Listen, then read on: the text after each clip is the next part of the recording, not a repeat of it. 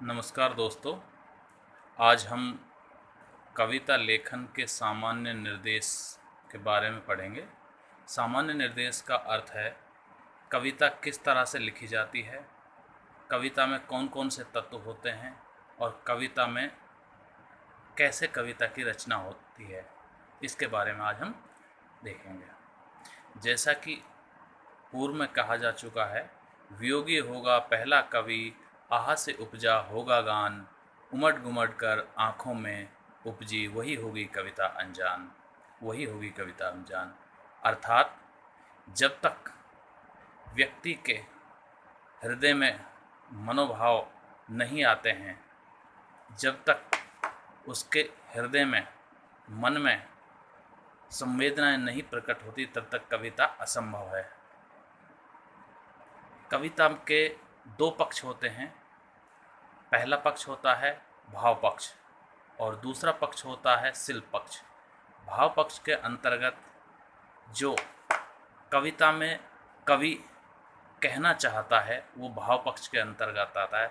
उसके जो विचार होते हैं, कविता के जो विचार होते हैं, कवि के जो विचार होते हैं, वो कविता के माध्यम से कहता है और उन विचारों को हृदय की गहराइयों से व्यक्त करता है। वह भाव पक्ष के अंतर्गत आता है। और दूसरा है शिल्प पक्ष। शिल्प पक्ष वह होता है जब शब्दों का क्रम, कौन सा शब्द किस स्थान पर रखना है, कहाँ पर यति करनी है, कहाँ पर गति करनी है, कहाँ पर लय उत्पन्न होनी है, कहाँ उतार चढ़ाव करना है, वो शिल्प पक्ष कहलाता है। जिस तरह हम परिभाषिक शब्दावली में कह सकते हैं कि भाव पक्ष, जब मन में भाव उत्पन्न होते हैं, जो विचार आते हैं, उन्हें शब्दों के माध्यम से प्रकट करना, शब्दों के माध्यम से उन्हें अंकित करना भाव विन्यास कहलाता है। शिल्प पक्ष के अंतर्गत शब्दों का क्रम ही शिल्प है। अर्थात शब्दों को कौन सा शब्द को कौन सा क्रम देना है, आगे पीछे कौन सा शब्द करना है, यही हमारा शब्दों का क्रम है। अर्थात कविता की रचना में शब्दों का जोड़ना और उनकी लय, सुर, उतार चढ़ाव के साथ शब्दों का क्रम निर्धारण करना ही शिल्प के अंतर्गत आता है। इसमें भी भाव पक्ष के अंतर्गत और शिल्प पक्ष के अंतर्गत दो अलग अलग, दोनों में अलग अलग उपभेद हैं।